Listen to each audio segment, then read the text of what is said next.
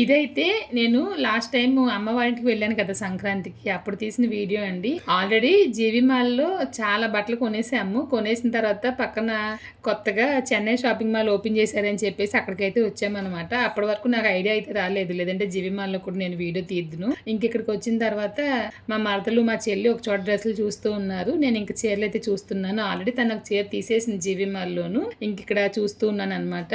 నేను ఉన్నప్పటికీ ఇప్పటికీ మా ఊరైతే చాలా మారిపోయిందండి. అసలు ఒక్కొక్కసారి నాకైతే బాధ అనిపిస్తుంది, నేను ఉన్నప్పుడు కూడా ఇలా ఉంటే బాగుండేది కదా అని చెప్పేసి.